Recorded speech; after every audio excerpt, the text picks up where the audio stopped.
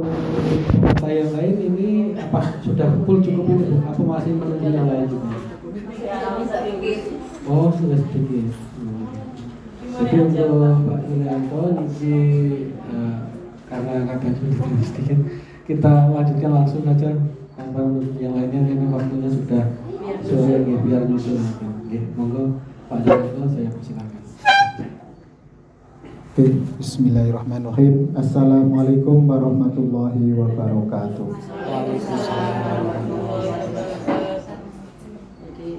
Sehat selalu Ibu? Alhamdulillah. Sudah dahar semuanya? Ya, materi ini adalah materi yang terkait dengan keberadaan kita di tengah-tengah masyarakat. Keberadaan kita ada di dalam masyarakat yang tidak lepas dari kondisi senyatanya masyarakat yang kita hadapi. Tadi sudah disampaikan Mas Asep bahwa sebagai paralegal kita akan berhadapan dengan berbagai macam tipe masyarakat. Dari masyarakat yang pedesaan, ini kalau bisa ditipologikan ya. Ini saya hanya membuat struktur masyarakat itu kalangan priayi, kiai, dan abangan. Ini kita bisa terjemahkan kalau nanti kita sharing ya. Di masyarakat Panjenengan itu nanti tipologinya seperti apa. Nah, ini hasil penelitian dari Clifford Gett, seorang ahli sosial yang melihat mengamati kondisi masyarakat Indonesia itu dipetakan itu kondisi masyarakatnya itu ada kelompok kalangan priayi. Mereka yang mempunyai posisi di dalam masyarakat karena mungkin pejabat, mungkin tokoh masyarakat, mungkin orang yang mempunyai akses yang lebih daripada masyarakat yang lain.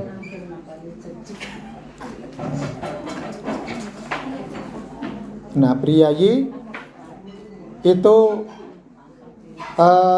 konotasinya orang tokoh yang dari sisi keagamaan tidak terlalu kuat. Mungkin ya kalau amaliyah keagamaannya itu yang penting ya sholat 5 waktu lah mungkin. Tapi berbeda dengan kelompok kiai. Mereka adalah public speaker ya. Mereka menjadi corong masyarakat. Mereka menjadi contoh atau teladan masyarakat. Maka apa yang didhawuhkan oleh kiai itu sangat berpengaruh. Jadi meskipun kiai itu adalah kiai kampung ya. Di kampung itu ada tadi kalau di masyarakat akan terlihat strukturnya. Struktur itu tingkatan-tingkatan masyarakat. Nah, kalau struktur bisa saja kalau struktur formal itu adalah ada Pak RT, Pak RW, Kepala Desa, Pak Camat, Bupati, hingga sistem kenegaraan. Nah, kalau yang di paling bawah itu adalah biasanya tokoh-tokoh masyarakat yang berpengaruh. Maka ketika ada masalah dia pertama kali menjadi garda terdepan pelayanan dalam menghadapi atau menyelesaikan masalah-masalah di tengah-tengah masyarakat. Nah, apa saja masalahnya? Perceraian. Tadi disampaikan oleh Pak Kepala atau Pak Hakim Ketua Pengadilan Agama Batang, ada waris, ada ekonomi syariah. Ya. Ini akan menemui, mereka akan mencari referensi, mereka akan mengadukan masalahnya kepada tokoh-tokoh ini.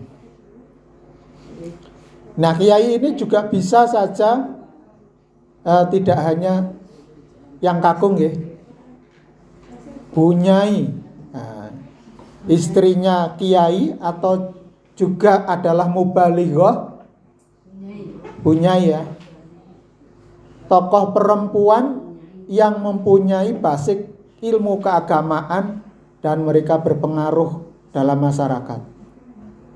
Ini adalah important person ya, orang-orang penting yang ada di tengah-tengah masyarakat.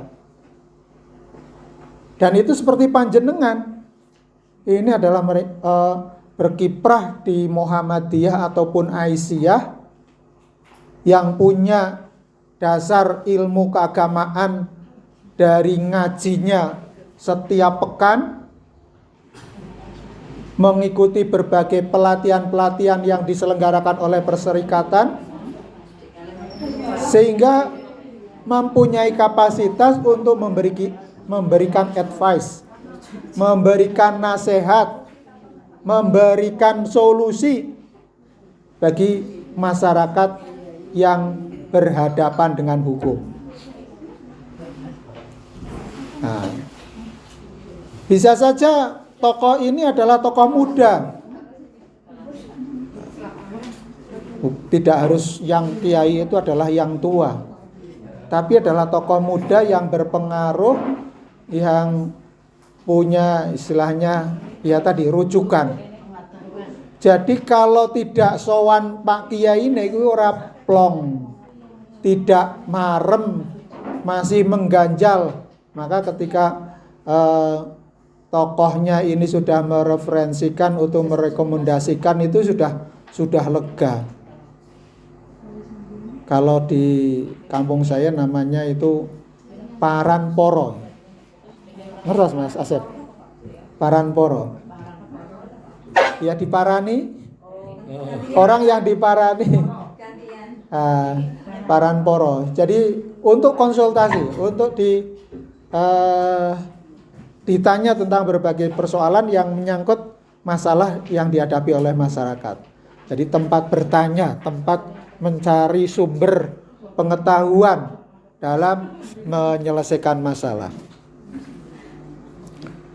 Nah, maka struktur kedua priyayi dan kiai itu berbeda. Satu nanti basisnya adalah agama, yang satu basisnya adalah pengaruh sosial karena mungkin dari darah biru ya.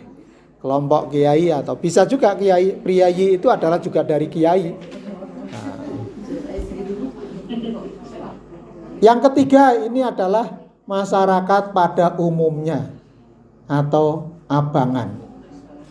Kalau priyayi ini dengan abangan, orang yang ya punya komitmen agama tetapi ya tadi pas-pasan mawon. Bahkan cenderung cuma setahun sekali mungkin sholatnya, tapi dia tidak mau diusik ke akidah keislamannya. Nah, ini abangan. Dan biasanya kelompok inilah yang datang ya kepada tokoh-tokoh yang berpengaruh untuk mendapatkan ya tadi sembur adas gitu, atau ketua adat ya. Kalau di masyarakat tertentu atau masyarakat yang menjunjung tinggi adat ini ya tokoh adat, priyayi ini, kiai, priyayi dan kiai. Nah, yang kiai itu di bawahnya adalah santri. Santri itu adalah mereka yang belajar atau pernah belajar di pesantren, atau mereka yang belajar di bidang keagamaan. Pengertian santri itu sendiri sebenarnya tidak hanya melulu mereka yang pernah mondok di dalam pesantren, maknanya diperluas. Mereka yang masih muda, mereka yang masih belajar, mereka yang mempunyai konsen atau perhatian terhadap praktek-praktek keagamaan atau ilmu keagamaan. Ini santri. Nah, tapi umumnya mereka pernah belajar di pesantren. Tapi makna yang diperluas sekarang ini adalah yang namanya santri sudah tidak hanya yang di pondok pesantren, tapi adalah orang yang mempunyai perhatian, mempraktekkan kehidupan keagamaannya dalam kehidupan sehari-hari di dalam masyarakat. Oke, ini terkait tipologi priyayi abangan. Nah, ini. Kemudian santri, kiai dan santri. Ada lagi enggak tipologi yang lain? Ada enggak? Mungkin saya minta panjenengan itu mengidentifikasi di kampung panjenengan itu tokoh-tokoh masyarakatnya itu apakah tergolong seperti itu atau ada model yang lain? Jadi tadi Pripun, Bu? Ada, Nggih. kalau di Tasar ada yang namanya golput tuh. Golput. Gelopot. Gelopot. Gelopot itu ya, kalau tapi hari raya ya ikut sholat hari raya ke masjid bawah. Tapi sholat hari harinya itu bukan sholat Ke masjid. malam.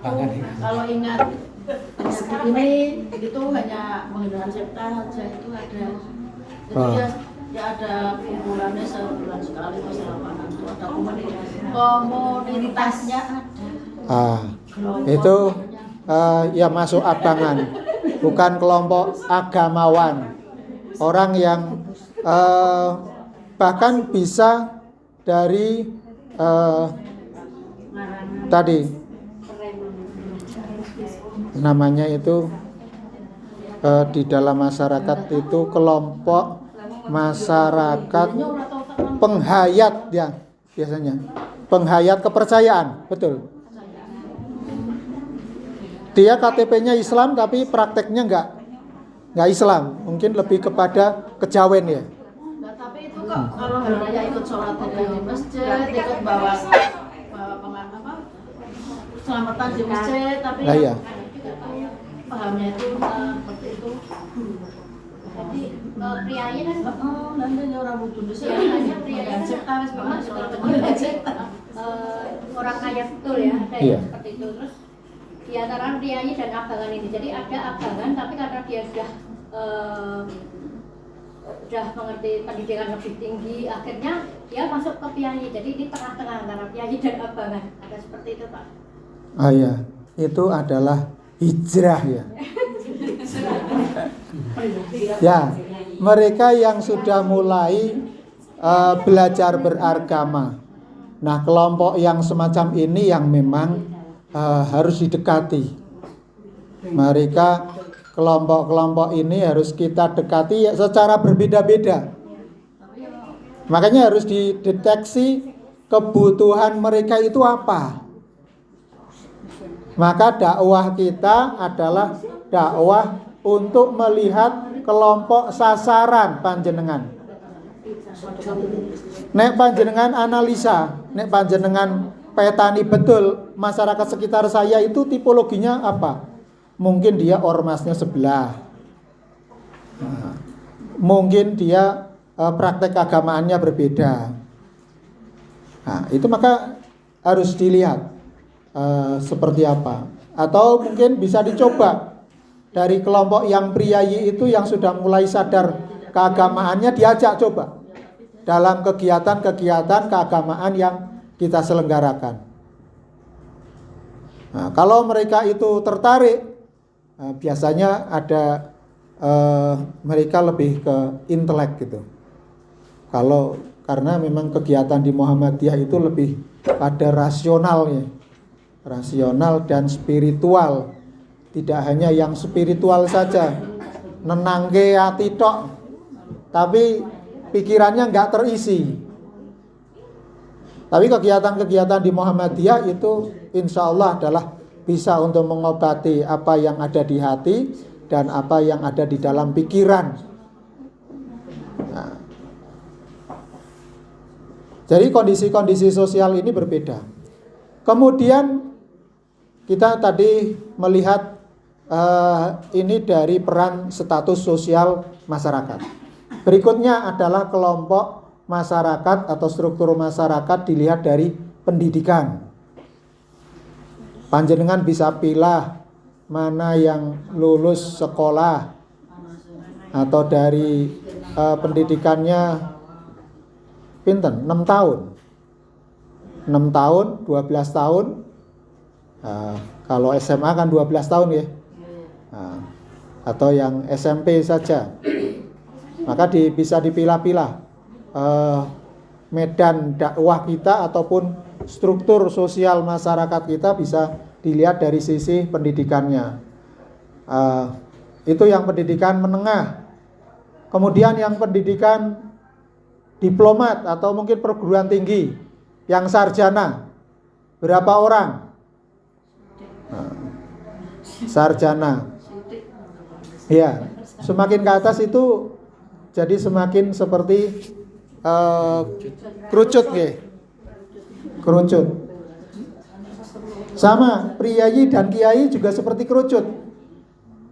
Yang paling bawah abangan ini masyarakat pada umumnya.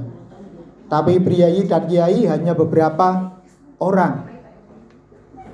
Demikian juga kalau dikelompokkan dalam bidang pendidikan, yang menempuh punya pendidikan S3 itu semakin sedikit. Kemudian mereka yang mungkin profesor ya, dia bekerja di perguruan tinggi, sudah menyelesaikan S3 sampai dia mendapatkan pengukuhan guru besar. Ini adalah sumber daya yang ada di masyarakat yang bisa dimanfaatkan. Karena mereka ya sesuai dengan keahliannya ya. Tidak semua profesor itu ahli dalam bidang keagamaan. Kalau mereka itu dari Universitas Islam Negeri, kemungkinan dia punya basic ilmu keagamaan. Tapi kalau dari universitas umum atau ilmunya umum ya bisa dimanfaatkan dalam bidang yang lain. Kalau mungkin bidang hukum ya bisa menjadi mitra kita untuk bisa konsultasi atau kita berdiskusi. Nah, itu dari sisi pendidikan. Tadi kalau ekonomi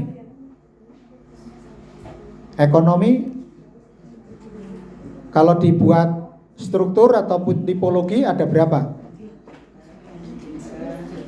Keluarga prasejahtera. Nah, ini kita pakai tolok ukurnya dari Kementerian Agama itu membuat keluarga. Kalau di Pemda itu ada prasejahtera ya. Kalau di Kementerian Agama itu ada prasakinah. Prasejahtera. Orang yang berpendapatan di bawah UMR mungkin ya. Di bawah UMR untuk operasional kehidupannya, ekonominya itu masih pas-pasan ya, hanya bisa untuk bertahan hidup sehari-hari. Kemudian naik lagi menjadi keluarga sejahtera. Mereka sudah ya anak-anaknya sudah mulai sekolah. Bahkan nanti kalau sudah prasejahtera 1 bertambah lagi, sudah memperhatikan pendidikan tinggi anaknya disekolahkan, kuliah, dibekali ilmu supaya tidak mewakili kemiskinan, mewarisi kemiskinan dari orang tuanya. Karena sekarang ini pemerintah itu memberikan kesempatan kepada semua peserta didik. Tidak hanya mereka yang mampu saja, tapi yang tidak mampu juga kesempatan yang sama. Asal tadi tekun, dia bisa melalui skema-skema yang disediakan oleh pemerintah. Nah, kita mendorong seperti itu. Karena pendidikan itu akan berpengaruh terhadap masa depan generasi muda.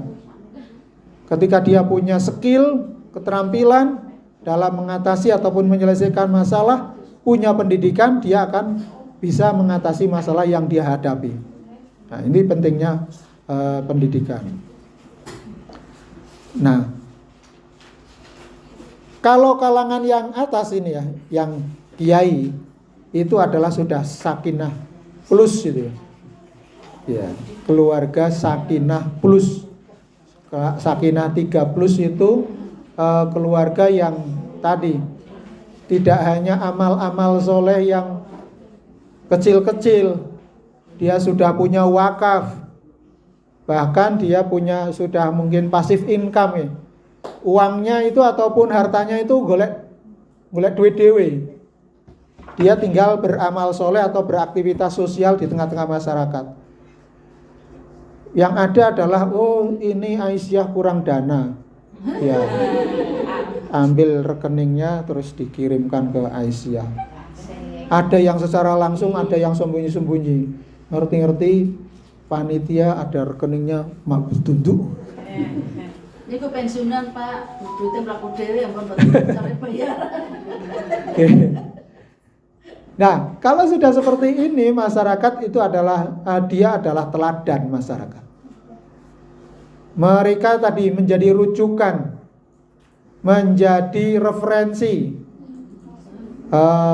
menjadi tokoh yang diidolakan untuk bisa diteladani, untuk bisa dipedomani oleh masyarakat.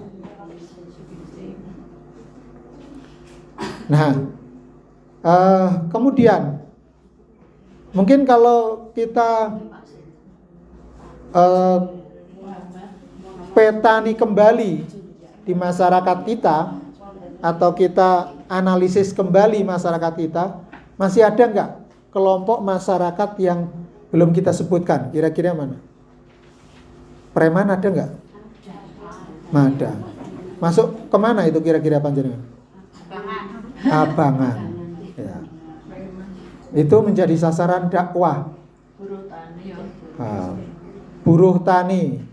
Maka ada, kalau priyayi ini adalah bukan buruh, mereka pengusaha yang punya lahan. Sementara buruh tani dia bekerja berdasarkan jam yang diberikan kepadanya. Orang desa itu kalau ngarani priyayi ini ku pegawai dianggap priyayi Pak. Oke. Orangnya yang ngarani. Penggede. Penggede. Wong gede. Nggih, gede kayak Mas Asep ini.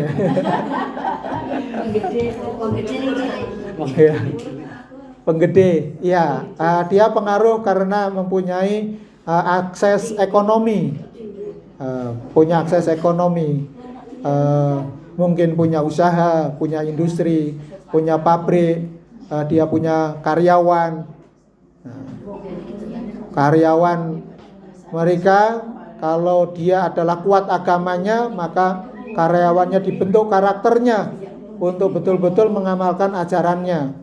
Dia juga memberikan pekerjaannya kepada karyawannya itu dengan prinsip utul ajiro ajrohu qabla ayajifa arokohu. Dia memberikan hak karyawan sebelum kering keringatnya.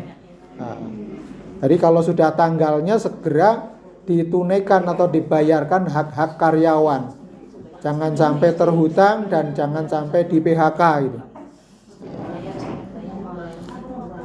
Oke.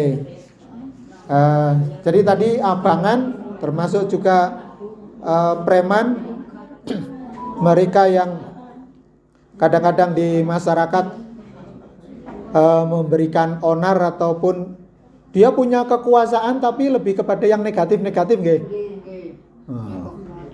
Ya, itu juga bisa dimanfaatkan, tapi juga harus didekati supaya yang preman itu juga bisa jadi preman tobat itu. Preman tobat. Nah, biasanya mereka lebih banyak sering berhadapan dengan hukum itu. Preman pensiun, Pak. Nah, pensiunan preman itu. Oke, sudah bisa dicermati nggih Bu nggih?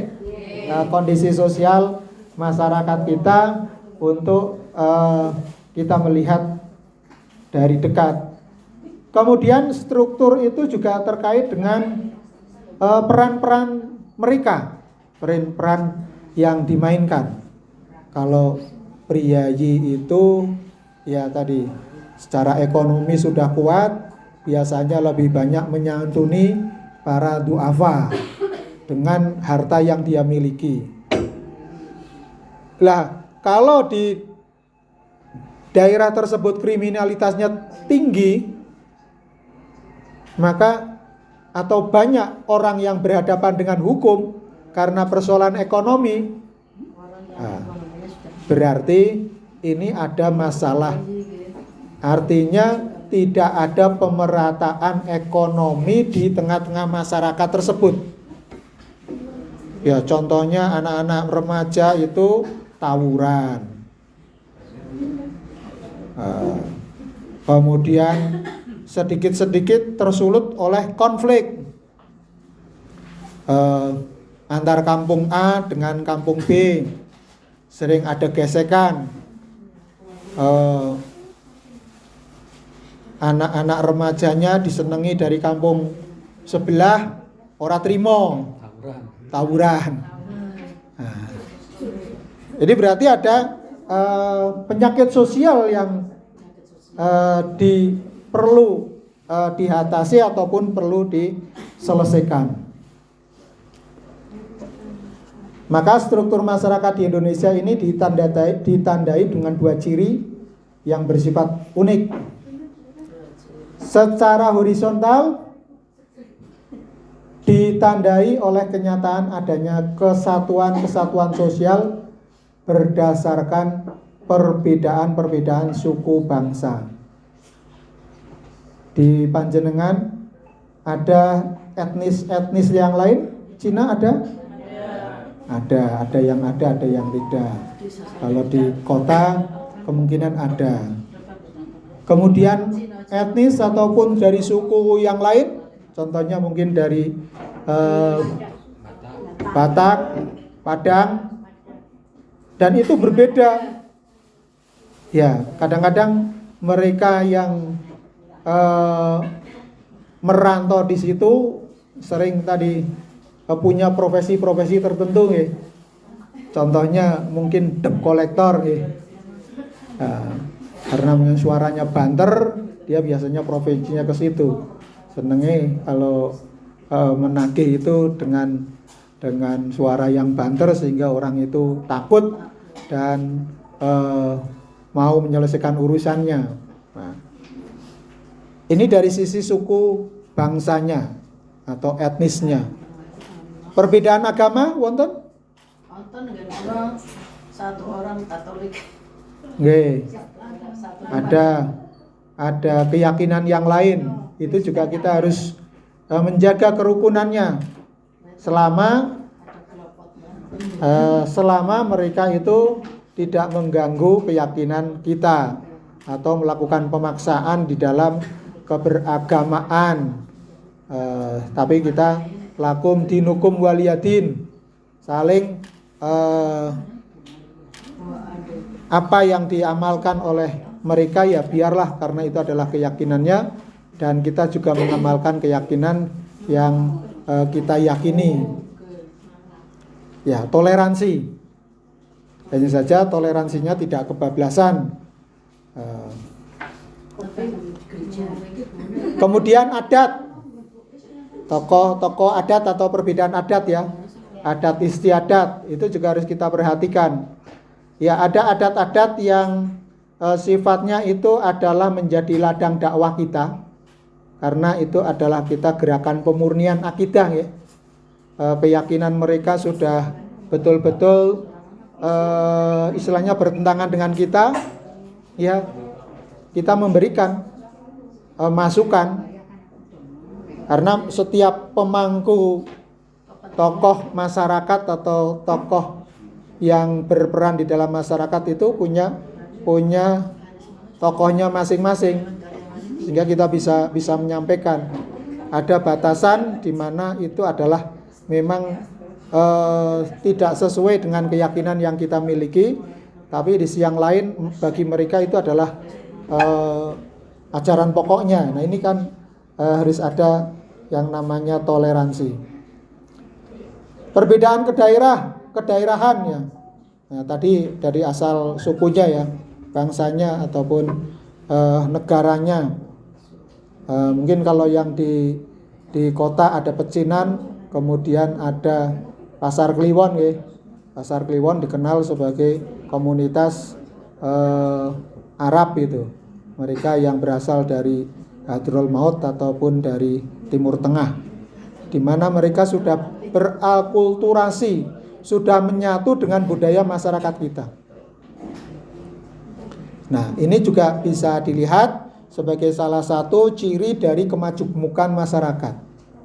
Nah, ketika dalam masyarakat kita itu majemuk, maka kita harus bisa membawakan diri mana yang memang batas-batas yang dibolehkan, mana yang batas-batas tidak dibolehkan. Contohnya, ini adalah besok Natal.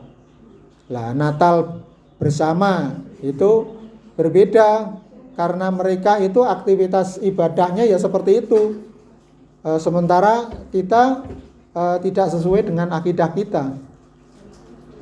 Maka jelas edaran yang diberikan oleh Majelis Tarjih tentang bagaimana sikap umat Islam untuk tidak perlu mengucapkan selamat kepada orang lain karena sudah prinsip akidahnya berbeda.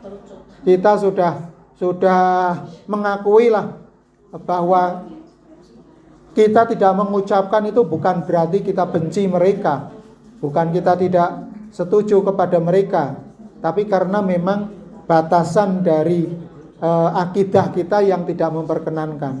Sebagai anggota masyarakat, panjenengan sebagai ketua RT atau PKK ya harus kita rengkuh sebagai anggota masyarakat. Nek loro ya ditiliki bareng-bareng, kerukunan itu. Nah, tapi kalau sudah berkait dengan agama ataupun akidah, ya sudah itu adalah dewi-dewi. Nah, ibu sekalian, ini terkait dengan sistem sosial. Ini sistem sosial ini adalah terkait dengan politik. Maka para legal itu juga harus mempunyai wawasan politik yang ya tidak mengecewakan. Meskipun tidak ahli-ahli betul, paling tidak ya tahu sedikit-sedikit tentang politik. Terutama adalah politik yang terkait dengan posisi keberadaan perserikatan kita ataupun Aisyah, di mana melalui muktamar yang ke-48 ini sikap politik Muhammadiyah dan Aisyah itu adalah berada di mana-mana, dekat dengan mereka dan tidak jauh dari mereka. Jadi dari semua partai politik itu kita tidak menjauh. Kalau periode yang dulu kan kita sama sekali anti, seakan-akan anti itu. Nah, karena Muhammadiyah itu adalah politik adiluhung, politik etik gitu ya. Jadi membawakan bagaimana nilai-nilai etika itu dijunjung tinggi. Maka ini yang didorong. Lah, bahwa kekuasaan itu penting, tetapi kekuasaan bukan segala-galanya. Sehingga karena kita adalah punya banyak aum kita butuh tanda tangan para bupati, gubernur, dan presiden. Contohnya izin untuk mendirikan rumah sakit, mendirikan aum yang lain. Itu butuh regulator, mereka yang punya kekuasaan untuk memberikan izin pada kita. Sehingga itu lebih kita menjaga tadi aum-aum kita agar tetap terlayani dengan baik dan memberikan peran yang lebih baik. Nah, kemudian di bidang ekonomi, sekarang dakwah kita adalah merambah gerakan ekonomi. Kalau di pimpinan wilayah Jawa Tengah itu adalah industrialisasi. Muhammadiyah mengembangkan industrialisasi. Dalam rangka apa? Memperkuat ekonomi umat, kemandirian secara organisatoris, sehingga dia bisa berperan maksimal. Contohnya program-program yang terkait dengan masyarakat, dia tidak hanya mengadahkan tangan kepada pemerintah, tapi justru kita harus kuat untuk tadi berbagi dengan masyarakat. Nah, maka gerakan ekonomi monggo dari PDA itu, dari PCA, masing-masing cabang dan ranting, ayo gerakkan. Kalau bisa ekonomi jamaah, buat unit-unit usaha ataupun yang sudah ada dikuatkan, sehingga itu menjadi penopang bagi perserikatan, kegiatan-kegiatan perserikatan. Ya, ini gerakan ekonomi harus dilakukan. Lah dari mana mulainya ya yang bisa kita lakukan? Tapi itu harus ada kesadaran dari kita. Nah, masih lama mas? 7 menit lagi. Waduh, 7 menit. Oke, kemudian budaya. Apa yang ada di dalam masyarakat tadi, ada budaya ataupun aktivitas masyarakat yang bertentangan dengan nilai-nilai budaya Islami. Maka ini harus dijaga, sehingga kita mengembangkan budaya-budaya yang berdasar dari nilai-nilai keislaman kita. Mungkin kesenian, mungkin dalam budaya yang lain, itu terus dijaga. Kemudian bidang pendidikan. Nah, kita dorong pendidikan untuk diselenggarakan di setiap jenjang yang ada di dalam masyarakat. Baik itu dari tingkat yang paling bawah PAUD. Nah, ini Aisyah punya aum-aum yang berada di masyarakat. Maka sekarang ini Menteri Pendidikan Dasar dan Menengah dari Muhammadiyah. Maka kita harus berikhtiar gerakan pendidikan ini di lembaga-lembaga kita, di aum-aum kita itu harus dikuatkan, sehingga bisa menjadi teladan, menjadi contoh bagi masyarakat untuk berkhidmat dalam bidang pendidikan. Karena kalau pendidikan kita itu lemah, keluarga kita itu tidak punya pendidikan, ini berpengaruh terhadap kualitas sumber daya manusia. Maka didorong, ya, baik pendidikan formal maupun pendidikan non formal. Maka ada majelis pendidikan dasar menengah dan pendidikan non formal. Ini yang belum banyak digarap ya. Mungkin ada pusat KBM ya, pusat belajar masyarakat itu. Nah, ini biasanya memang yang paling getol itu adalah Aisyah untuk bisa membuka itu, atau juga menyelenggarakan tadi takmir majelis taklim ya, kegiatan-kegiatan yang ada di masyarakat atau yang dimotori oleh Aisyah dengan pendidikan non formal atau tadi majelis taklim yang diselenggarakan di daerah-daerah. Kemudian dalam bidang keagamaan tentu adalah yang terkait dengan masalah-masalah keagamaan. Ini mungkin pelayanan dalam bidang haji, umroh, kemudian pemulasaran jenazah ya. Sudah punya semuanya? Ya, alhamdulillah. Yang belum nanti dirintis. Berapapun orangnya ya. Mungkin 2-3 orang latihan dulu, atau mungkin belajar ke PCM yang lain atau cabang yang lain, kemudian PCA yang lain nanti bisa memberikan teknisnya ataupun pelaksanaannya bagaimana. Kemudian bidang sosial, ini terkait dengan panti ataupun bagaimana memperhatikan kelompok mustadafin di dalam masyarakat. Maka bidang sosial ini bisa menjadi garda terdepan bagi pelayanan kepada masyarakat. Nah, sebagai paralegal tentu kita harus mempunyai kapasitas dalam bidang hukum, sehingga ini akan menjadi suatu sistem di tengah-tengah masyarakat yang bisa membantu mengatasi hambatan-hambatan yang dihadapi oleh masyarakat. Maka dengan demikian insya Allah peran dan partisipasi kader-kader Muhammadiyah menjadi paralegal itu menjadi manfaat yang lebih luas lagi terhadap menciptakan masyarakat yang maju, menciptakan masyarakat Islam yang sebenar-benarnya. Saya kira itu. Terima kasih. Waktu saya kembalikan kepada Mas Asep. Billahi fisabilil haq wastabiqul khairat. Wassalamualaikum warahmatullahi wabarakatuh.